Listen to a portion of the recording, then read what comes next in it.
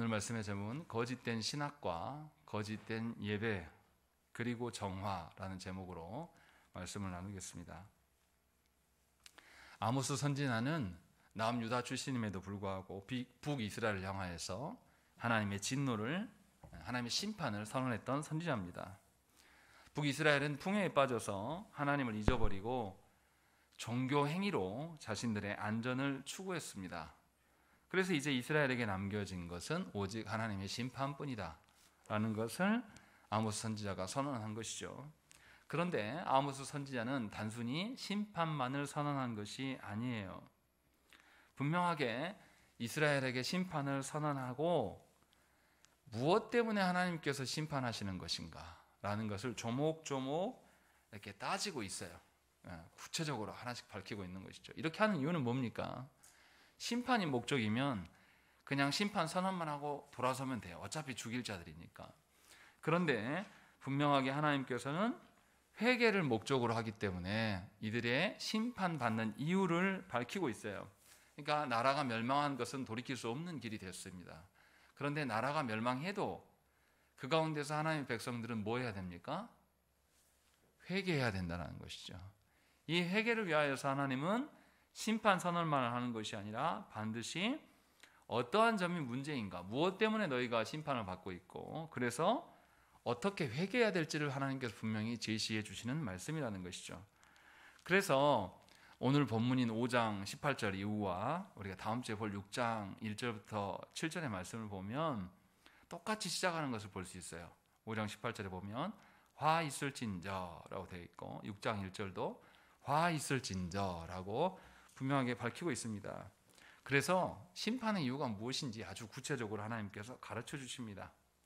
분명하게 하나님께서 심판만을 말씀하시는 것이 아니라 우리에게 우리의 잘잘못을 다 감추지 않고 하나 둘씩 밝히는 것은 분명한 이유가 있다는 것이죠. 사실 이것이 은혜입니다. 하나님 우리를 버릴 때는 구구절절 이야기하지 않아요. 우리가 앞으로 안 볼 사람에게 붙잡고 무엇이 어쩌고 저쩌고 막 이야기합니까? 그렇지 않아요. 누구에게 붙잡고 이야기합니까?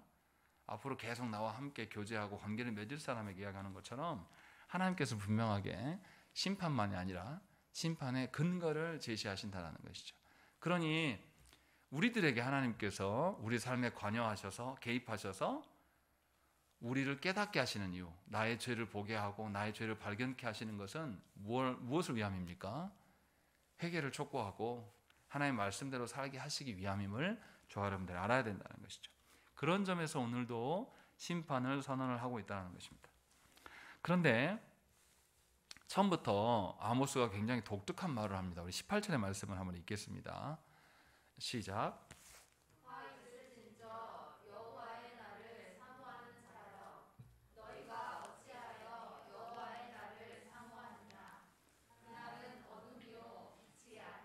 예, 성경에서 여호와의 날이라는 단어를 처음 쓴 사람이 아모스예요. 그런데 아모스가 여호와의 날이라고 쓰는 이유는 무엇이냐면 북이스라엘 사람들이 여호와의 날을 무엇인가를 말하고 있었고 우리는 잘 알지 못하지만 아마 북이스라엘 사람들에게 흔하게 쓰였던 말 중에 하나였을 것으로 볼 수가 있습니다. 그래서 아모스 선지자가 북이스라엘 사람이 알아들을 수 있는 말 여호와의 날로 말하고 있는 거예요. 그러면 북이스라엘 사람들이 여호와의 날을 어떻게 이해하고 있었을까? 이것이 중요하죠. 보면 뭐라고 되어 있습니까? 18절에 보면 그날은 어둠이요 빛이 아니다 라고 말씀하고 있어요. 또 20절에도 뭐라고 되어 있습니까? 여호와의 날은 빛없는 어둠이 아니며 빛남이 없는 캄캄함이 아니냐라고 이야기하는 거죠. 그러니까 이스라엘 사람들이 생각하는 여호와의 날을 어떻게 이해한다라는 거죠? 밝고 뭔가 긍정적이고 자기들에게 유익이 있는 이런 날로 상상하고 있어요. 그런데 분명하게 아모스 선지자는 뭐라고 그러냐면 빛이 없는 날이다. 캄캄한 날이 될 것이다. 그리고 20절에서는 강조해서 뭐라고 하냐면 빛남조차도 없다라는 것이 이게 뭔 말입니까? 여러분들 밤에도 물건이 빛나는 거 아세요? 밤에도 달빛이라도 있으면은 이 물결도 반짝입니다. 밤에도. 이런데 빛이 아무것도 없어요. 칠흑같이 어두운 밤에는 빛날 것조차 없습니다. 지금 이것을 말하고 있는 거죠. 그러니까 18절에서 말했던 여호와의 날이 너희가 생각하는 것처럼 적당한 어둠이 아니라 완전한 어둠이 될 것이다. 이 말은 여호와의 날에 대해서 이스라엘은 매우 긍정적으로, 매우 축복의 날로 그들이 생각하면서 기다리고 있는데, 사실은 그날은 그런 날이 아니다. 너희들이 축복과 번영에 관심을 두면서 잘 사는 데 목적을 두고 살아가지만, 그래서 그날이 오기를 고대하고 있지만 그런 날이 아니다 라는 것을 지금 이야기를 하고 있어요. 그러면 여호와의 날을 긍정적으로 생각하는 것을 아모스 선지자는 무엇 때문에 매우 악한 일로 보고 이것이 잘못됐다라고 지적하고 있을까요? 이것을 우리가 한번 생각을 해봐야 돼요. 이스라엘은 여호와의 날에 대해서 아주 심각한 오해를 갖고 있었습니다. 심판의 날인데 이들은 오히려 축복의 날로 생각한 거죠. 왜 그렇습니까? 본인들은 하나님께 택함을 받은 사람들이라고 믿었습니다. 굳게 믿었어요.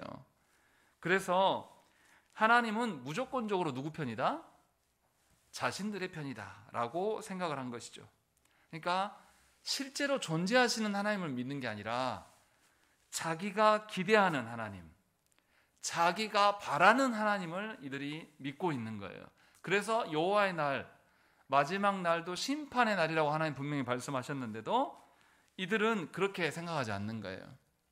우리가 택함 받은 백성이니까 우리가 살아갈 때에 우리는 만사형통할 것이다.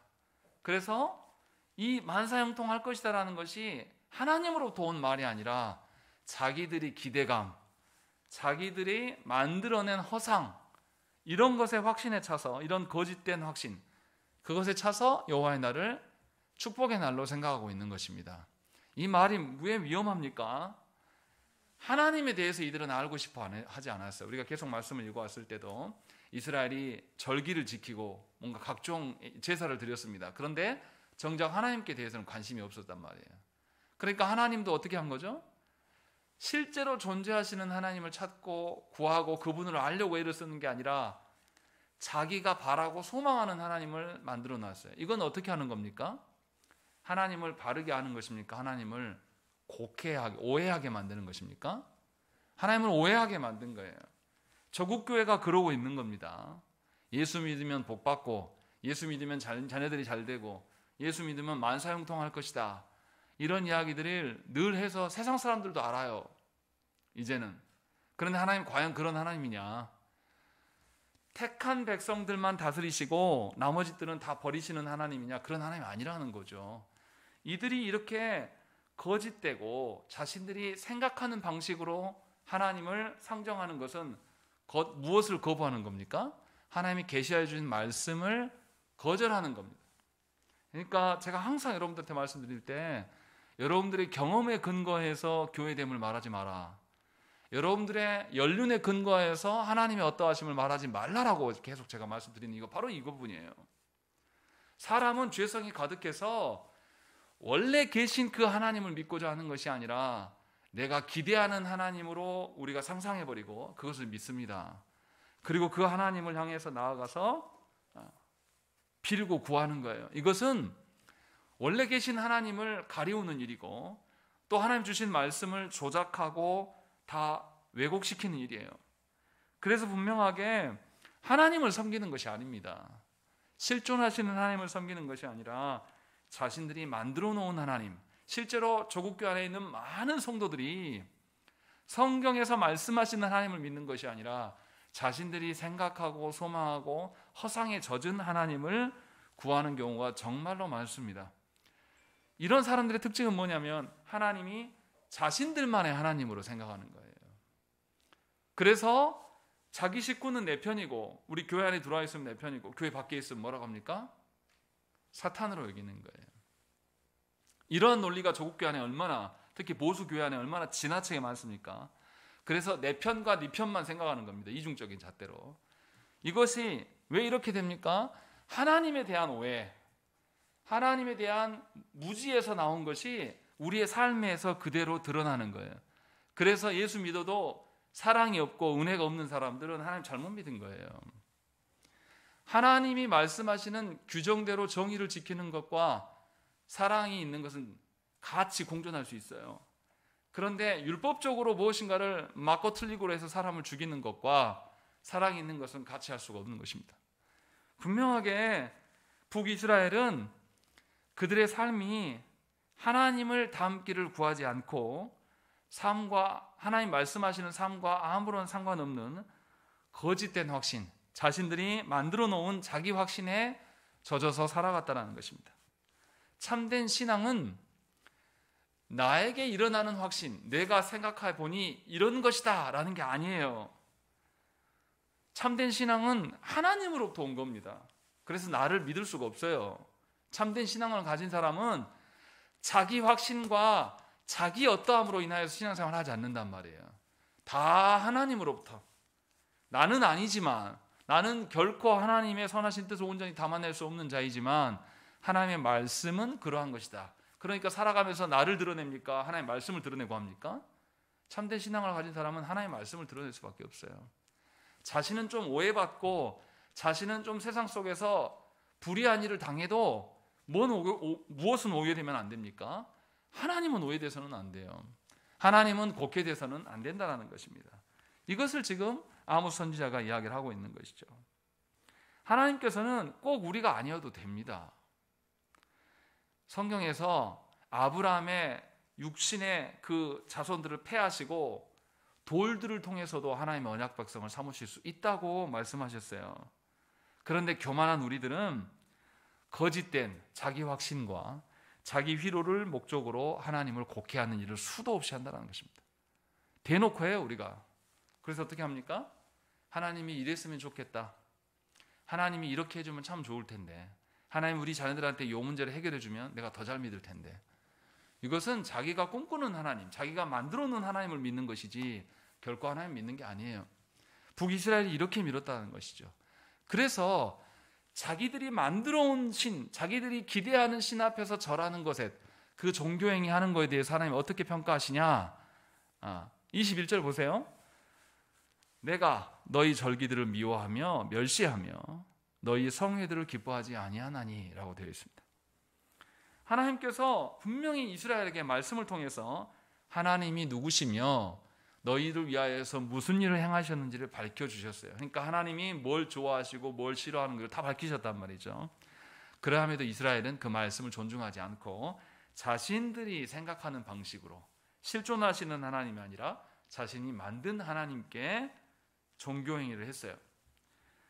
그래서 하나님께서는 이들이 행하는 모든 것들을 그냥 싫어한다 정도가 아니라 혐오하고 경멸하신다 라고 밝히고 있는 겁니다.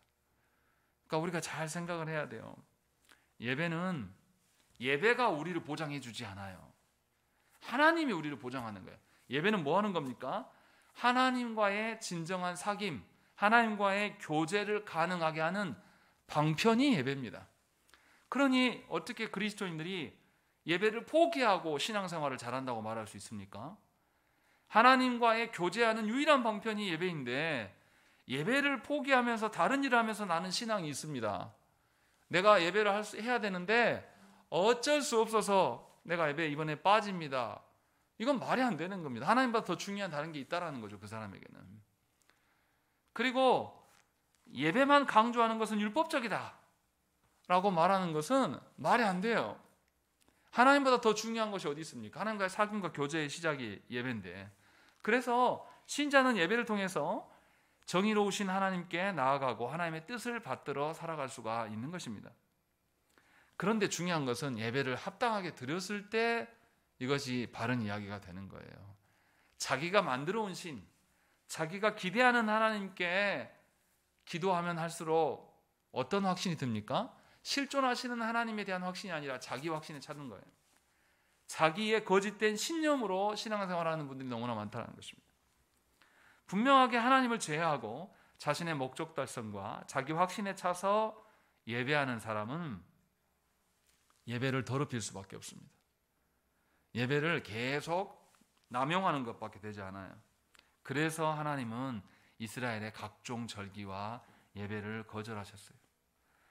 그래서 22절 뭐라고 되어 있습니까? 너희가 내게 번제나 소를 드릴지라도 내가 받지 아니할 것이요 너희의 살찐 희생의 화목제도 내가 돌아보지 아니하리라 라고 말씀하신 거예요.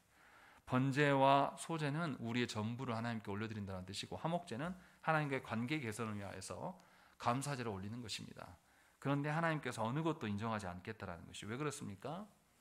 이들은 하나님을 상정한 삶을 살지 않아요. 말씀 속에서 말씀하시는 하나님을 그 앞에서 바르게 믿고 살려고 하는 것이 아니라 자기가 추정한 하나님, 자기가 하나님을 경험적으로 만나보니 내 하나님은 은사의 하나님이었어요.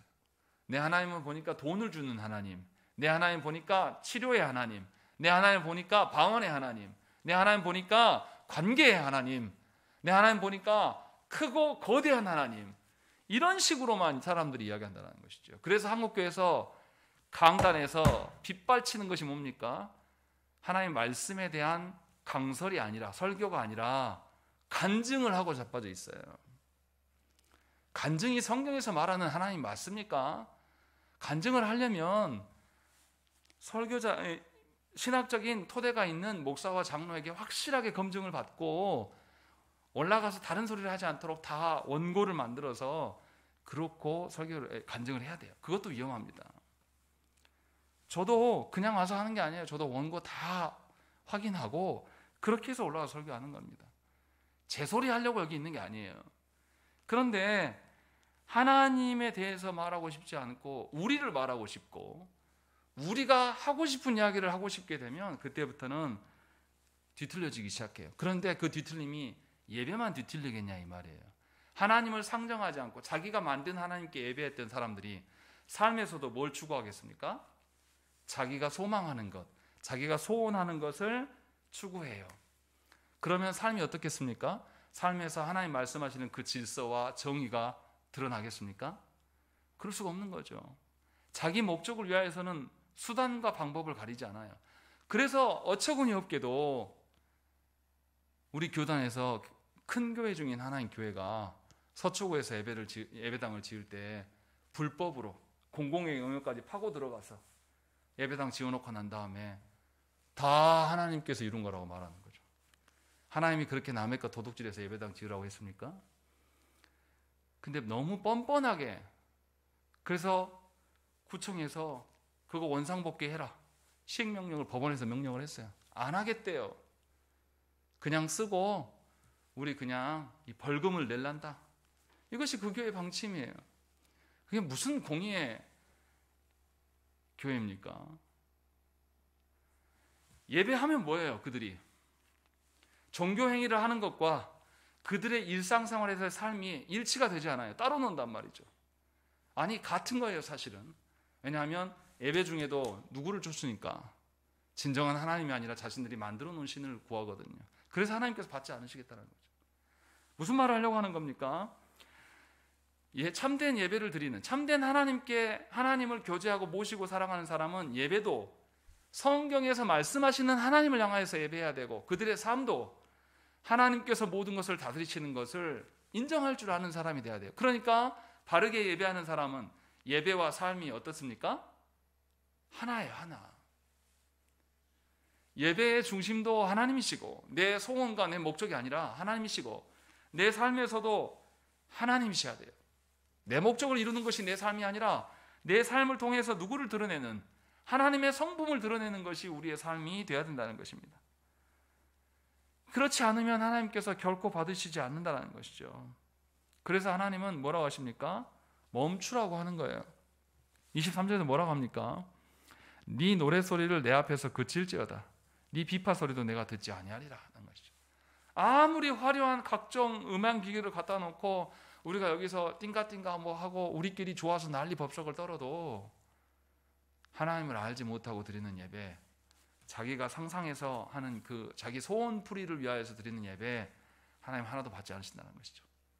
그러니 우리 시대에 예배 가운데 무슨 악기를 들여오고 마냐, 악기를 뭐 넣냐, 이게 중요합니까? 무슨 짤데기 없는 이야기를 우리는 논해요. 예배당에 드럼을 갖고냐 마냐, BGM 음악을 트냐, 이게 무슨 의미가 있어요? 이게 누구를 위한 예배입니까? 자기 듣고 싶어서 그냥 가져온 거 아니에요. 하나님이 악기를 따져가면서 우리의 찬양을 받으십니까? 그런다면 우리 교회 찬양은 안 받으셔야죠. 우리는 반주기로 하고 있는데. 그런 하나님이 아니시라는 거예요. 그러니까 예배가 뭔지도 모르는 사람은 찬양도 모를 수밖에 없고 기도도 자기 소원풀이밖에 안 해요. 온갖 전체가 삶도 자기를 위해서 살아갈 수밖에 없는 거예요. 분명히 하나님은 우리를 부르신 이유가 뭡니까? 우리를 통하여서 하나님 나라를 드러내도록, 이 땅 가운데 하나님의 질서를 세우도록, 하나님의 공의와 정의가 무엇인지를 드러내도록 우리를 부르신 것인데 교회된 우리들과 이것이 관심이 없는 거예요. 그래서 어떤 일이 일어납니까? 정의와 공의에 대한 생각이 없어요. 우리가 특히 보수 신학을 하고 있는 교단들은 정의와 공의에 눈 감은 지가 오래됐습니다. 그런데 하나님은 충격적인 이야기를 하셔요. 24절 말씀을 읽겠습니다. 시작. 정의를 물같이 공의를 마르지 않는 강같이 흐르게 할지어다. 예, 하나님께서 예배는 받지 않으시겠다 하고 뭐라고 하십니까? 정의와 공의를 차고 넘치도록 해라 라고 말씀하는 거죠.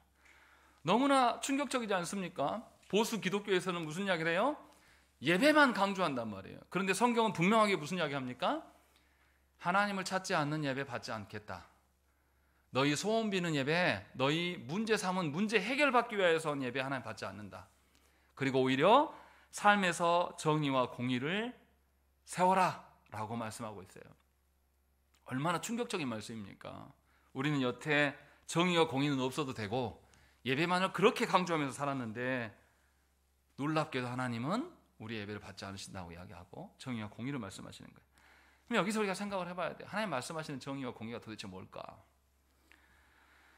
하나님이 말씀하시는 정의와 공의에 대해서 얼마나 하나님이 간절하게 생각하시냐면 뭐라고 하십니까? 오직 정의를 물같이, 정의를 마르지 않는 강같이 흐르게 할지어다 라고 이야기해요.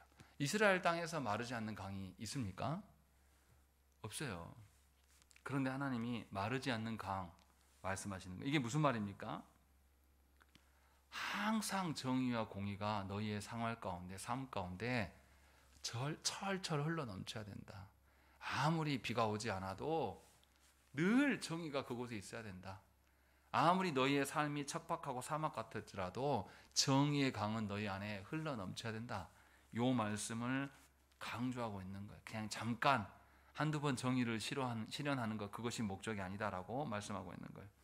그런데 보수 신학을 하는 교단들이 어떻습니까? 우리는 하나님을 7일 중에서 단 하루 가둬놓고 지내요. 다른 날들은 하나님에 대해서 묻지도 않고 찾지도 않고 구하지도 않습니다. 그렇게 우리는 살아갑니다. 그리고 이것이 너무 익숙해요. 그리고 이것이 현대적인 신앙관으로 우리는 체계를 잡고 있습니다. 그래서 하나님의 다스림을 우리 모두가 인정하지 않아요. 예배당에서는 그렇게 주여 주여 불렀던 사람들이 일터에 나가서는 세상의 논리로 살아갑니다. 그래서 예수 믿는 사람들도 세상에서 직장생활을 어떻게 합니까? 술, 담배 다 해요. 2차, 3차도 갑니다. 나쁜 짓 다 해요. 내 직장에, 내 직분을 유지하려면, 나는 승진하려면 술, 담배는 하고 더한 것도 해야 된다고 말해요.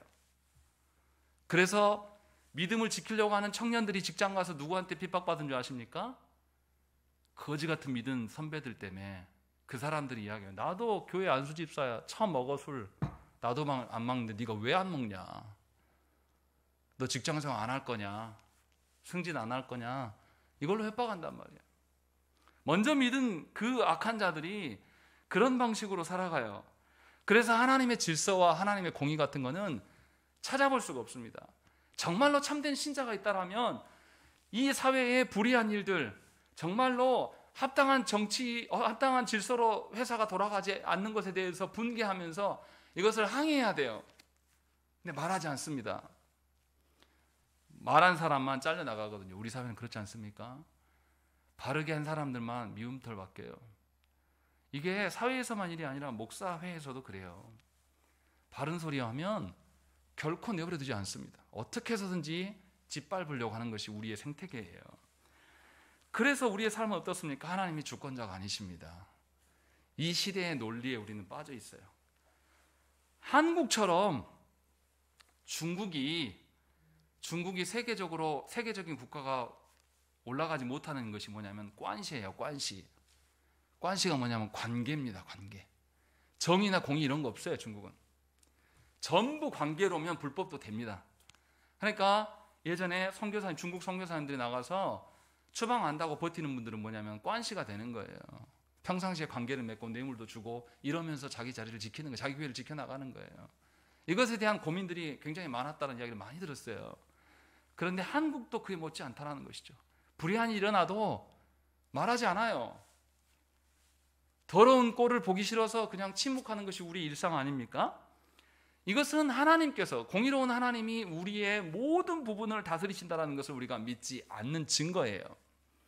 그래서 우리는 불의한 일에 대해서 그냥 침묵하고 우리 자녀들에게도 너는 하지 마, 다른 사람이 하게 내버려둬, 이것이 우리의 일상이 아닙니까? 그래서 하나님을 찾지 않습니다. 우리는 예배당에서는 하나님을 신나게 찾을지는 모르겠어요. 그러나 세상에 나아가서 사람들을 만나면 돈이 우선이고 힘이 우선이고 관계가 우선이고 과학이 우선이고 철학이 우선이에요. 그렇지 않습니까? 이것이 우리의 일반적인 삶이에요. 그래서 우리 자녀들에게도 하나님을 가르치지 않습니다. 관계를 가르쳐요. 심지어 목회자들도 말씀이 아니라 관계더라. 설교로만은 목회 안 돼. 성도들도 아무리 설교에서 떠들어대도 설교에서 들었다가 목사한테 서운한 감정이 있으면 다 끝나버립니다. 우리는 한 번도 하나님의 말씀을 존중한 적이 없어요. 특히나 한국교회는 더더욱 그렇습니다. 그래서 목사가 설교 준비하지 않고 엉터리같이 설교해도 뭐라고 하지 않아요. 그런데 관계가 틀어지면 다 끝납니다. 하나님과의 관계 틀어진 적 없잖아요. 사람 관계 틀어지면 다 끝나는 겁니다. 이거 정말 우리가 언약 백성이 맞습니까? 아니라는 거죠. 전혀 아니라는 거죠. 하나님 분명하게 우리에게 정의와 공의로 말씀하신 거예요. 이 말의 의미는 뭡니까? 하나님께서 우리만 다스리시는 것이 아니에요. 하나님은 불신자들을 포함해서 피조세계 전체를 다스리시는 하나님이시에요. 그러면 우리는 교회 안에서만이 아니라 세상에 나가서도 누구의 정의를 말해야 됩니까? 하나님의 정의를 말해야 되는 것이죠. 그런데 우리는 하나님의 정의에 대해서 눈 감고 살아가요.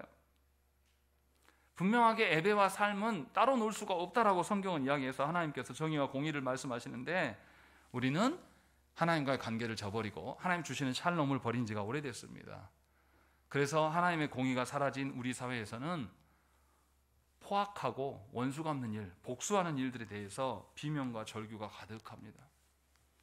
내가 복수당하지 않기 위해서, 내가 원수 갚음 당하지 않기 위해서 침묵하는 일들, 그냥 내가 안 보면 되고 내가 안 당하면 그만인 것이에요. 그래서 무슨 일이 일어납니까? 세월호 아이들 죽었을 때 누가 반응했습니까? 아무도 반응하지 않아요. 이태원 참사 나니까 이제 그 피해자들이, 유가족들이 뭐라고 합니까? 이제서야 세월호 가족들의 마음을 알겠다. 이게 우리 사회의 모습이에요. 자기 새끼들이 죽어야지 그때 반응한단 말이에요. 누가 회개하겠습니까? 하나님께서 회개시키려면 새끼들 다 죽여야 돼요. 그렇지 않으면 절대 돌아보지 않을 인간들이 하는 것이죠. 이게 우리 사회의 모습이에요. 그러면서 우리는 주여 주여 하면서 예배하는 일에는 몰두한단 말이에요. 이게 과연 맞냐 이 말이에요. 정말로 우리가 그러면서도 우리가 하나님의 정의와 공의에 대해서 말할 수 있는 자들인가 생각을 해봐야 한다는 것입니다.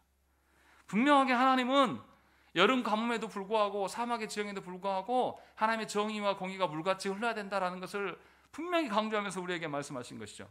그래서 우리의 삶과 하나님께 예배함이 다 하나님의 성품을 근거한 정의로움이 근거가 돼야 된다. 이것이 없으면 내가 너희를 인정하지 않고 받지 않겠다라고 분명하게 말씀하신 거예요. 그래서 그리스도인에게는 삶이 예배여야 되고 예배가 삶이어야 되는 것입니다. 예배 속에서도 하나님이 주인이셔야 되고 삶에서도 하나님이 주인이신 삶, 정말로 여러분들의 인생의 목적이 하나님 나라를 위하여서 있는 것인지, 정말로 여러분들이 여러분들의 자녀들에게 네 인생과 목적은 하나님 나라에 있다 라고 가르치는지 점검하셔야 한다는 것이죠. 그렇지 않으면 다 거짓이에요. 그러면 우리가 여기서 하나 생각을 해봐야 돼요. 그럼 이 하나님 말씀하신 정의가 도대체 뭔 정의냐? 사람들이 이렇게 제가 이렇게 정의하면 사회적인 이 자유주의자들이 말하는 사회 정의를 말하는 것으로 오해를 하십니다. 근데 아주 쉬워요. 우리 말씀 한 군데 찾아보시죠. 요한복음 9장의 말씀을 보겠습니다. 요한복음 9장 1절부터 3절의 말씀을 우리 합독해서 보겠습니다.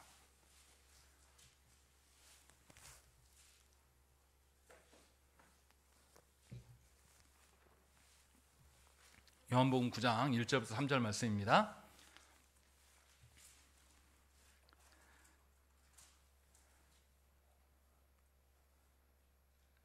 요한복음 9장 1절부터 3절 말씀 읽겠습니다. 시작. 예수께서 길을 가실 때에 날 때부터 맹인된 사람을 보신지라. 제자들이 물어 이르되 라삐여, 이 사람이 맹인으로 난 것이 누구의 죄로 인함이니이까? 자기니이까 그의 부모니이까? 예수께서 대답하시되 이 사람이나 그 부모의 죄로 인한 것이 아니라 그에게서 하나님이 하시는 일을 나타내고자 하심이라. 아멘. 제자들이 보니까 날 때부터 안진뱅이 된 사람들이 있단 말이에요. 이거 보니까 너무 불합리해 보여요. 사람들이 뭔 일이 생기면 이 문제가 죄로 인한 것이다라고 생각하는 것이 익숙해요. 그래서 물어봐요, 제자들이. 부모 잘못 때문에 제가 그런 겁니까? 하면 저 사람 잘못입니까? 라고 물어보는 거죠. 그때 하나님, 예수님 뭐라고 답하십니까? 둘 다 아니다. 사람이나 부모로 인한 것이 아니다. 누구 때문이다? 하나님의 나타내심을 나타내시려고 그를 장애로 두신 것이다 라고 말씀하신 거예요. 무슨 말씀을 드리려고 하는 거냐면 사람 상의의 정의를 말하는 것이 아니에요. 하나님은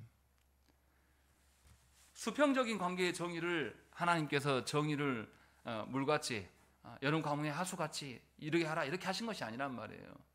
누구와의 수평적인 정의가 아니라 수직적인 정의, 하나님의 정의를 우리 가운데 실현하라고 이 말씀을 지금 계속하고 있단 말이에요. 그러니까 예를 들면 이런 겁니다. 예배당에서 우리가 신앙 공동체에서 하나님의 어떠하심을, 사람들 관계가 중요한 게 아니고 하나님 앞에서 나는 누구인가, 하나님 앞에서 내가 무엇 때문에 누구를 향해서 예배하는가를 점검하는 것처럼 세상에 나가서도 이 사람의 불의를 보면서 이 사람을 상대하려고 하는 것이 아니라 이 사람과 내가 이룬 이 공동체 안에 뭐가 없어요? 하나님의 정의가 없단 말이에요. 혹은 내가 혼자 있을 때 아무도 안 보는 곳에서 위반할 수도 있고 불의할 수도 있겠죠. 그러나 하나님의 정의를 세우는 사람이 혼자 있을 때도 어떻게 해야 돼요? 하나님 앞에서의 삶을 살아가야 한다는 것이죠. 요 이야기를 하고 있는 거예요. 그러니까 계속 아모스서에서 이야기하는 것은 사회적인 정의를 말하는 것이 절대 아닙니다. 하나님의 정의는 사회적인 정의 그것 같은 거 다 품고도 남으셔요. 그래서 사회적인 정의를 이루라는 것이 아니라 네가 하나님 앞에서 살아가야 될 것이 아니냐. 사람들과의 관계 속에서도 그 사람을 붙잡고 이 사람은 불의한 사람입니다. 하나님 이 사람 어떻게 해주세요. 이것이 정의를 세우는 것입니다. 이게 아니라 이 사람은 불의할지라도 나는 정의를 말할 수 있어요. 이 사람이 나를 핍박하고 나를 괴롭게 해도 나는 하나님의 정의를 말할 수 있다니까요. 그렇게 세워가라고 하나님 말씀하시고, 그러니까 우리 공동체, 우리 직장이 하나님 술 먹고 담배 피워야지 승진합니다. 이거 말 안 통한다는 소리예요. 그 속에서도 나는 하나님 앞에 살아가야 되는 거예요. 자꾸만 우리는 핑계합니다. 나는 하려고 했는데 직장 상사가 그렇습니다. 나는 하려고 했는데 내 배우자가 그래요. 나는 하려고 했는데 자녀들의 삶이 그렇습니다. 말도 안 되는 소리예요. 처음부터 하나님이 말씀하시는 정의를 세우고 싶은 생각이 없었던 거죠. 그게 솔직한 답 아닙니까? 그래서 우리는 우리의 삶의 곳곳에서 하나님 앞에서의 우리의 삶을 확인하지 않아요. 그냥 내가 적절하게 생각한 선에서 내가 선을 그어놓는 거죠. 그러나 하나님은 분명하게 말씀을 통해서 우리에게 말씀하시는 거예요. 하나님의 정의를 세울 것들을 우리에게 계속 이야기를 하고 계시는 거예요. 그러니 하나님의 정의가 우리 가운데 실현되기를 소망하지 않는다라면 우리의 예배는 다 거짓된 것입니다. 분명히 이것을 밝히고 있어요. 그리고 25절부터 무슨 이야기 합니까? 이제 하나님이 과거에 어떻게 다루셨고 장래에 어떻게 너희를 다루실 것인가를 밝혀줍니다. 25절에 뭐라고 되어 있습니까? 이스라엘의 족속아, 너희가 40년 동안 광야에서 희생과 소제물을 내게 드렸느냐라고 물어보는 거예요. 이게 하나님 질문하는 의미가 뭘까요?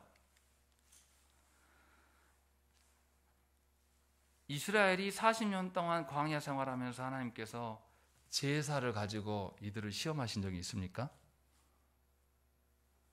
하나님이 이들이 예배했냐 안 했냐 가지고 하나님 막 따졌어요? 광야에 40년 동안에? 그러지 않으셨어요. 뭐 하십니까? 생각나는가 한번 생각해 보세요. 이스라엘이 마실 물이 없어서 어떻게 했습니까? 하나님 원망했어요. 그때 하나님이 모세를 통해서 반석에서 물이 나게 하셨단 말이죠. 또 이스라엘이 하나님 원망하니까 독뱀을 풀어서 이들을 다시 계속 제사나 종교 행위를 말하지 않았어요. 뭐합니까? 일상의 삶에서 누가 네 생명줄이다, 하나님이 너의 생명의 근원이시다는 것을 계속 확인 작업해 준 것이 40년 광야 생활이에요. 그래서 하나님께서 언약을 주시고 가데스 바네아에 이스라엘 백성을 보내셔서 가나안 바로 턱 밑에까지 보내셔서 정탐꾼을 보냈습니다. 그 땅에 누가 사는지 보고 오라고. 그때 이스라엘이 뭐라고 합니까? 그렇게 하나님께 교육받고 시행착오를 겪었던 이스라엘이 하나님만 있으면 우리가 저것들이 우리의 밥이다 이렇게 말한 사람은 딱 2명이에요. 나머지는 다 무슨 이야기 합니까? 우리 다 죽었다. 광야에서 아무것도 없는 곳에서 만나와 메추라기를 먹이신 것이 제사를 잘 드려라, 예배를 잘하라 이렇게 하려고 한 게 아니라 네 삶에서 진짜 모든 것이 하나님이냐라는 것을 실습을 시켜주셨어요. 무려 40년 동안이나. 그래서 묻는 거예요. 25절에서 이스라엘 족속아, 너희가 40년 동안 광야에서 희생과 소제물을 내게 드렸냐? 그러지 않지 않았냐? 물론 없었다는 뜻이 아니에요. 있었어요. 그런데 그게 중점적인 삶이 아니었지 않습니까? 분명하게 아무것도 없는 그 땅에서도 하나님이 너희의 원천이 되심을 분명하게 여러 차례 알려주셨어요. 그리고 나는데 그랬는데 이들이 어떻게 합니까? 그걸 다 잊어버렸습니다. 그래서 26절에 뭐라고 되어 있습니까? 읽겠습니다. 시작. 너희가 너희 왕 식국과 기운과 너희 조상들과 너희가 너희를 위하여 만든 신들의 별 형상을 지고 가리라. 예, 26절에서 무슨 이야기 하냐면 여기 너희 왕 식굿과 기운은 우상의 이름들이라고 추정을 해요. 정확하게 뭔지 모릅니다. 근데 중요한 것은 맥락상으로 보면 이들이 우상을 섬겼다라고 이야기하는 것을 알 수 있습니다. 그리고 이들이 너희를 위하여 만든 신들의 별 형상을 지고 가리라라는 것입니다. 이들이 평상시에 우리처럼 풍요롭기를 원했어요.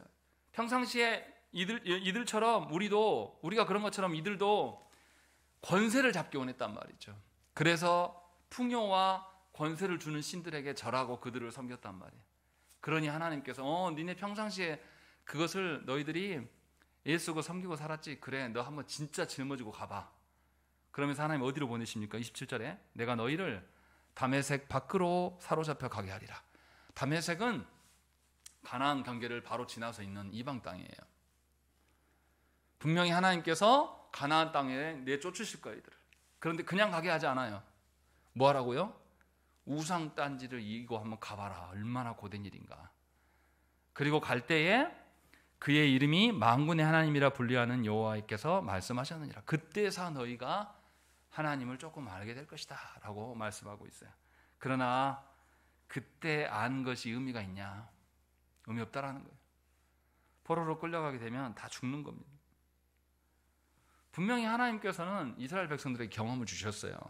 하나님 말씀대로 살지 않고 범죄하고 사는 가나안 7족속을 이스라엘로 인하여서 뭐 하라는 거죠? 진멸하라고 하셨어요. 그런데 지금 이스라엘이 어떻게 된 것입니까? 본인들이 진멸의 대상자들이 된 거죠. 하나님이 그토록 이스라엘을 40년 광야 생활에서 가르치시고 또 이스라엘이 가나안 땅에 들어올 때 빈 땅이 아니었어요. 하나님의 말씀에 순종하지 않고 범죄한 자들을 이스라엘 손으로 인하여서 처단하게 하셨단 말이에요. 그렇게 해서 가나안 들어온 사람이에요. 그 정도면 하나님 두려워할 줄 알아야 되는 게 정상 아닙니까? 그게 없다라는 거예요. 그래서 이들이 일상의 삶에서 공의와 정의는 외면한 채로 그냥 종교 행위만 입삼고 있는 거예요. 이들에게 남겨진 것은 뭡니까? 멸망과 하나님의 심판이에요. 그런데 하나님의 심판의 목적이 어디 있습니까? 분명히 마지막에 뭐라고 되어 있어요? 가게 하리라. 그의 이름이 만군의 하나님이라 불리우는 여호와께서 말씀하셨느니라. 왜 마지막 심판하시면서 하나님의 이름을 언급할까요? 그 땅에서 너희가 하나님의 하나님 되심을 깨달아야 된다. 무슨 말입니까? 처음에 거짓된 예배를 드리는 이 사람들에 대해서 하나님께서 너희 거짓된 예배 안 받겠다. 무엇 때문이냐? 너희에게 정의된 삶이 없다. 정의와 공의를 추구하는 삶이 없다라고 말씀하시고 너희가 회개하지 않으니까 하나님께서 어떻게 하신다고요? 강제로 데려다가 이들을 정화시키겠다라고 말씀하시는 말씀이 이거예요. 그래도 은혜지 않습니까? 하나님 어떻게 하신다고요? 나라는 없애도 이들을 어떻게 하신다고요? 회개케 하시겠다. 너희가 그토록 다윗과 솔로몬 시대의 화려함을 쫓아서 살아가고 하나님을 거절하니 너희가 그렇게 바라고 소망했던 그 풍성함과 강건함을 하나님께서 싹 없애버리겠다는 거죠. 그래서 나라까지 없애겠다는 거죠. 그렇게 해서라도 강제적으로라도 너희를 씻기겠다, 회개케 하시겠다라고 하나님이 말씀하시는 거예요. 그러니 하나님의 심판이 복인 것이죠. 분명히 심판이 하나님의 진노가 없다는 뜻이 아닙니다. 있어요. 그런데 하나님의 심판을 통해서 이들을 멸종시키는 것이 아니라 이들에게 돌이킬 수 있는 기회로 삼겠다는 거예요. 물론 죽어 나자빠지는 사람도 있습니다. 그러나 분명히 하나님은 이 이야기를 하고 계시는 거예요. 우리가 스스로 돌이키지 않으면 하나님 어떻게 하신다는 거죠? 우리가 보물 삼은 것들을 하나님이 어떻게 하신다고요? 치시겠다는 거예요. 여러분들이 건강을 보물로 삼으면 하나님 건강을 치실 겁니다. 돈을 숭배하면 하나님 돈을 싹 걷어가실 거예요. 여러분들 자녀를 우상 숭배하시면 하나님 자녀를 그냥 내버려 두지 않아요. 분명하게 그렇게 해서라도 하나님 돌이키게 하시려고 하는 것입니다. 만약에 내가 아직도 하나님보다 더 자녀를 사랑하고 하나님보다 세상을 더 사랑하고 하나님보다 돈을 더 사랑하는데 하나님이 나에게 아무런 터치도 안 하신다. 그럼 가장 불행한 것이죠. 버린 겁니다. 분명히 하나님은 심판하시는 하나님이시고 우리 모두는 하나님의 심판 가운데 서게 될 것입니다. 심판에서 열애되는 사람은 아무도 없어요. 그러나 그 심판 날에 우리가 정말로 누구를 추종하고 살았는지가 다 드러나게 될 거예요. 그런데 하나님의 사람들은 어떻게 하십니까? 마지막 때라도 그를 회개시키셔요. 이게 놀라운 은혜예요. 그러니 저와 여러분들이 일상을 살아가면서 정말로 내 삶의 모든 영역 안에서 진정으로 내가 수직적인 정의, 하나님을 앞에 두고 살아가는 자인지를 이 밤에 물으셔야 된다는 것이에요. 이것이 하나님 주신 우리의 복이고 은혜입니다. 그러할 때에 하나님께서 나뿐만 아니라 우리 자녀도 하나님 지키십니다. 절대로 우리 힘으로 어떻게 할 수가 없어요. 분명히 하나님께서 우리의 잘못된 신앙, 이 신앙이 우리의 잘못된 예배로 범죄돼요. 번져간단 말이죠. 그리고 공동체 전체가 타락하게 돼요. 그러면 이제 교회는 주일에 하루만 하나님을 찾는 자들이 되고 예배에 갇힌 하나님을 말하기 시작해요. 이미 우리 그러고 있습니다. 그때 하나님께서 우리를 멸하시면서 우리를 뿔뿔이 흩으시면서 우리에게 회개할 수 있는 기회를 하나님이 찾아주신단 말이죠. 우리가 회개하지 않으면 하나님께서 그렇게라도 하시면서 우리를 찾으시겠다는 것입니다. 그 하나님의 은혜 앞에 우리 모두가 돌이키셔야 됩니다. 진실로 아직도 하나님이 기회를 주고 계신 거예요. 그러니 하나님의 정의를 위하여서 정말로 24절의 말씀처럼 오직 정의를 물처럼 공의를 마르지 않는 강같이 흐르게 하라 라고 하신 말씀이 여러분들의 삶에 차고 흘러넘쳐서 하나님이 기쁘게 마실 만한 정의로운 그 물이 여러분들의 가정과 여러분들의 자녀들과 일터 위에 차고 넘치시기를 간절히 축원합니다. 함께 기도하겠습니다.